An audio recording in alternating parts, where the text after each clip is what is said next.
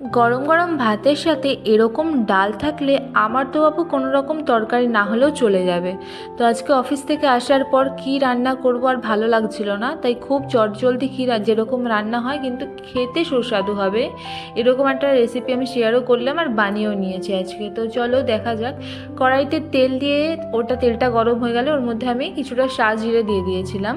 তো সাজিরেটা একটু ভাজা ভাজা হয়ে গেলে ওর মধ্যে কাঁচা লঙ্কা, কুচো করা পেঁয়াজ একটা মিডিয়াম সাইজের, যতটা ডাল থাকবে, আমার ডালের পরিমাণটা কমই ছিল ওই জন্য একটা ছোট সাইজের কুচো করা পেঁয়াজ দিয়ে ভালো করে নাড়িয়ে চাড়িয়ে যতক্ষণ না পেঁয়াজটা কালারটা চেঞ্জ হয়ে যাচ্ছে, ব্রাউন কালার চলে আসছে, ততক্ষণ পেঁয়াজটাকে ভেজে নেব।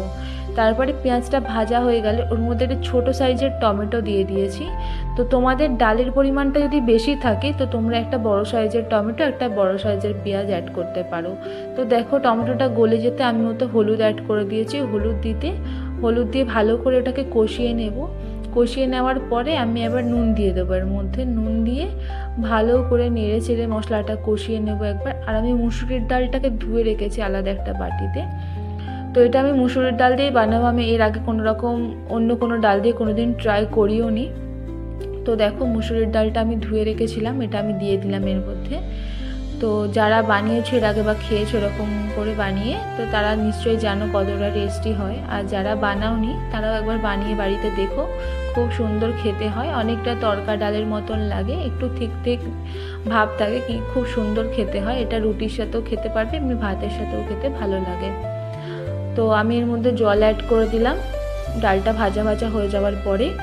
জলটা এবার আমি পরিমাণ মতন দেবো, কারণ এই জলের মধ্যেই পুরো ডালটা সেদ্ধ হয়ে যাবে। আর আমি এক্সট্রা আর কোনো জল আর দেবো না, ওই জন্য আমি ভালো করে পরিমাণ মতন জল দিয়ে এবার আমি চাপা দিয়ে দেবো ডালটাকে। মিনিমাম 15 মিনিটের জন্য চাপা দিয়ে আমি রেখে রান্না করে নেব।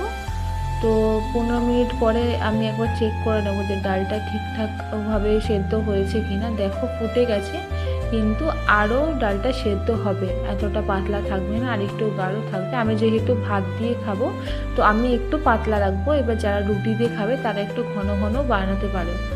তো দেখো ডালটা এখনও গলেনি, আমি আবার চাপা দিয়ে দেবো 10 মিনিটের জন্য। তো 10 মিনিটের জন্য চাপা দেওয়ার পরে কিছুক্ষণ পর আমি আবার একটু চেক করব, মিনিমাম 10 মিনিট পরে, যে ঠিকঠাকভাবে হয়েছে কিনা। তো দেখো ডালটা ফুটে এসছে আর পুরো ঠিকঠাকভাবে গলেও গেছে, আর একটু থিকনেসও চলে এসছে ডালটার মধ্যে। তো এবার আমি নামিয়ে নেব। নামানোর আগে আমি একটু চিনি আর একটু গরম মশলা অ্যাড করব, এতে স্বাদটা আরও বেশি বেড়ে যায়। দেখো গরম মশলা দিয়ে দিলাম অল্প করে, আর অল্প করে চিনি অ্যাড করব।